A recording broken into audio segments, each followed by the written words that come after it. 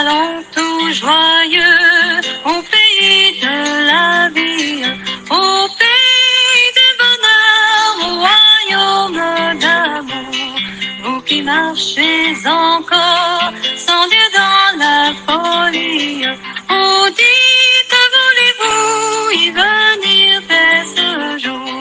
Voulez-vous y venir dès ce jour? Oh, voulez-vous venir à ce Dieu plein d'amour?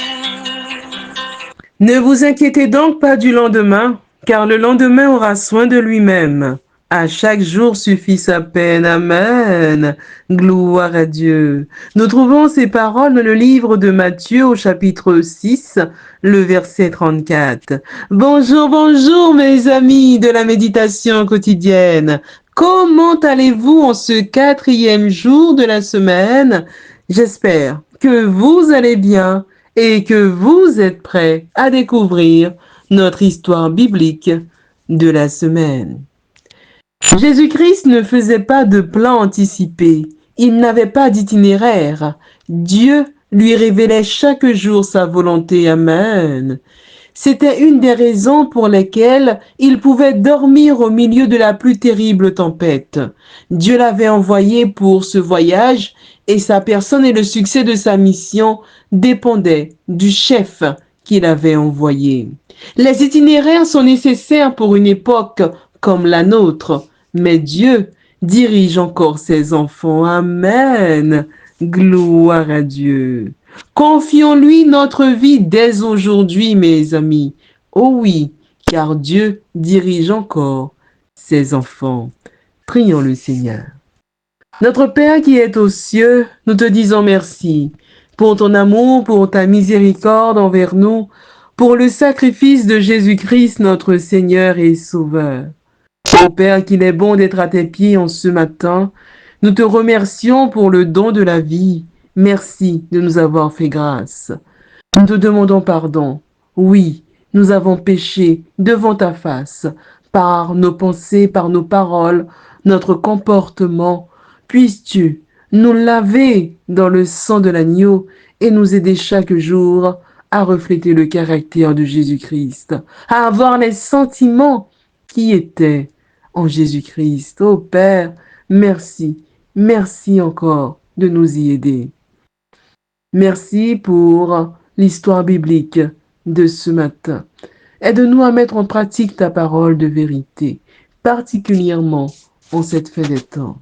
Merci encore pour toutes choses. Nous te prions pour toutes les personnes qui crient à toi. Puisses-tu dire un mot. Père, Christ est plus qu'à la porte. Aide-nous à ne jamais faire de compromis au nom de Jésus-Christ. Merci pour tout. Je ne t'ai pas prié parce que je suis bonne et digne à tes yeux, mais je t'ai prié dans le précieux nom de Jésus-Christ, ton Fils, qui vit et qui demeure au siècle des siècles. Amen. Mes amis, notre histoire biblique de cette semaine a pour titre Aksa, fille de Caleb. Notre verset à mémoriser, nous le trouvons dans le livre de Josué au chapitre 15, le verset 16, qui nous dit ceci. Caleb dit, « Je donnerai ma fille Aksa pour femme à celui qui battra Kirjat-Séfer et qui la prendra. » Nous trouvons le récit biblique dans le livre de Josué au chapitre 15, les versets 13 à 20. Prenons nos Bibles, mes amis, et lisons cette belle histoire. On donna à Caleb, fils de Jéphuné, une part au milieu des fils de Juda, comme l'Éternel l'avait ordonné à Josué. On lui donna Kirjat Arba, qui est Hébron. Arba était le père d'Anak. Caleb en chassa les 3 fils d'Anak, Shekai, Ahiman et Talmaï, enfants d'Anak. De là, il monta contre les habitants de Débir. Débir s'appelait autrefois Kirjat-Séfer. Caleb dit, « Je donnerai ma fille Aksa pour femme à celui qui battra Kirjat-Séfer et qui la prendra. » Othniel, fils de Kénaz, frère de Caleb, s'en empara. Et Caleb lui donna pour femme sa fille, Aksa. Lorsqu'elle fut entrée chez Othniel, elle le sollicita de demander à son père un champ. Elle descendit de dessus son âne et Caleb lui dit, « Qu'as-tu » Elle répondit, « Fais-moi un présent, car tu m'as donné une terre du Midi. Donne-moi aussi des sources d'eau. » Et il lui donna les sources supérieures et les sources inférieures. Tel fut l'héritage des fils de Juda selon leur famille. La morale de l'histoire est la suivante, mes amis.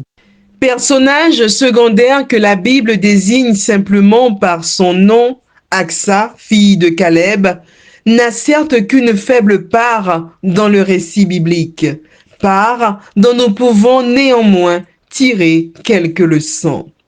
Caleb l'offrit à celui qui s'en emparerait d'un certain territoire. Othniel y arriva et Caleb tint parole. À sa première rencontre avec Othniel, Aksa le pressa de demander à son père Caleb qu'il lui donne, en plus du territoire promis, des fontaines d'eau. Dans une terre désertique comme la Palestine, les sources d'eau sont un don et une bénédiction sans prix. Et Caleb les lui donna. Caleb a agi avec Aksa comme Dieu le fait avec nous. Amen, amen. Gloire à Dieu. Lorsque nous nous présentons devant notre Père et lui demandons, presque avec peur, une bénédiction qui nous semble immense, Dieu pose sur nous son regard rempli d'un indicible amour et va au-delà de nos attentes parce qu'il sait ce dont nous avons besoin. Amen, amen, amen. Nous pensons bien souvent que la religion et les enseignements de Jésus-Christ ne sont que théories et belles paroles remplies de bonnes intentions. Non, mes amis, le Christ n'est pas une théorie, il est réel, amen. Il nous aime vraiment et ce qu'il a promis est aussi réel, gloire à Dieu. Alors, lorsqu'il dit que notre Père céleste désire nous donner de bonnes choses, ce n'est pas là une promesse vaine ni une simple idée. C'est ce que nous pouvons avoir de plus vrai et concret, et ce, à portée de main. Gloire à Dieu. Amen. Notre histoire biblique de cette semaine avait pour titre Aksa, fille de Caleb. Notre verset à mémoriser, nous le trouvons dans le livre de Josué au chapitre 15, le verset 16, qui nous dit ceci. Caleb dit, « Je donnerai ma fille Aksa pour femme à celui qui battra Kirjat-Séfer et qui la prendra. » Oui, mes amis, Dieu nous aime et veut ce qu'il y a de mieux pour nous. Amen. Nous savons que les réponses qu'il nous donnera seront toujours les meilleures. Gloire à Dieu. Ce sera parfois un oui, parfois un non, mais ce sera toujours le mieux. Amen. Et si le mieux correspond à ce que nous sommes en train de demander, Dieu nous le donnera, et plus encore. Le secret, c'est de savoir demander. Et si nous ne savons pas demander, demandons à Dieu de nous l'apprendre. Ainsi, fait-on le premier pas sur le droit chemin. Amen. Mes amis, l'histoire d'Aksa, fille de Caleb, nous invite en ce matin à oser demander à notre Père céleste ce qui nous semble immense. Oh, mes amis, retenons cette histoire. Demandons à notre Père céleste ce qui pour nous nous semble immense et selon sa volonté, il fera le reste. Ayant confiance, ne doutons pas. Oh non, ne doutons pas au nom de Jésus-Christ. C'est sur ces paroles que je vous souhaite une excellente journée dans le Seigneur. Que Dieu vous bénisse. Et je vous dis à vendredi, Dieu voulant, pour notre récit historique de la semaine.